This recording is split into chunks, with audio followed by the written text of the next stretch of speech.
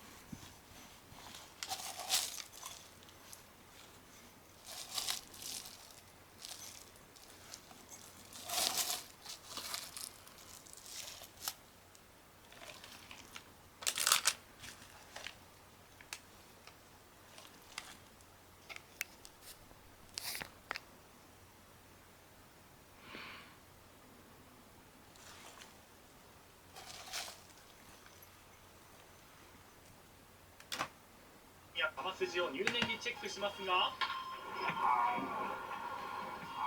手がしびれたのか思わず声を上げる場面もありました。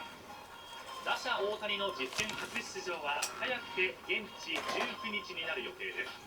投手大谷としては21日に実戦初登板することが発表されています。続いて午前9時、中国産などのアサリが熊本県産と表示されていた問題を受け、原産地表示のルールが厳しくなります。消費者の信頼を確保できるよう関係機関と連携し、適正に対応してまいります。現在は2カ所以上で育てた場合、育成期間が最も長い場所を産地として表示できます。厳しくなるルールでは、輸入アサリは育成期間などについての書類を保管した上で、1年半以上国内で育てた場合のみ、国内の育成産地を原産地として表示できるようになり、熊本県産などと示すことが可能になります。午前10時、iPhone の低価格モデルの新機種が今日発売されました。今開店を迎えました。購入する人たちを拍手で迎えられながら店内へと入っていきます。販売が始まった iPhone SE の新機種は画面のサイズなどはこれまでのタイプと同じですが、高速大容量通信の 5G に対応しているほか、上位機種と同じレベルの半導体を搭載し、画像撮影やゲームで滑らかな操作が可能です。手に馴染むサイズで使いやすいのかなって思いましたね。サクサク動くようになるんじゃないかなと思って、それはちょっと楽しみにしてます。続いて午前10時、3G と呼ばれる第3世代の携帯サービスが順次終了する中、ガラケーで過去に撮影した写真を蘇らせるイベントが始まりました。再起動させているのはガラケーと呼ばれる従来型の携帯電話です。電源が入らなくなった電話を充電し、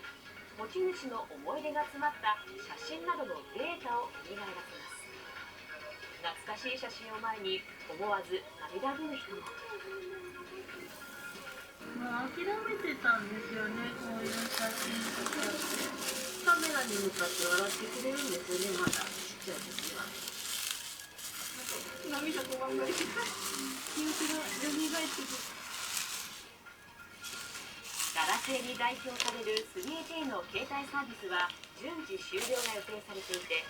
KDDI では今月末にサービスが終わります。午前11時、スノーボードの平野歩夢選手が4年後に向け意欲です。北京オリンピックで悲願の金メダルを獲得した平野歩夢選手が日本記者クラブで会見を行いました。次の4年も新たなチャレンジをしたいという平野選手に対し、こんな質問も。例えばサーフィンなど違う横乗りに挑戦するっていうことも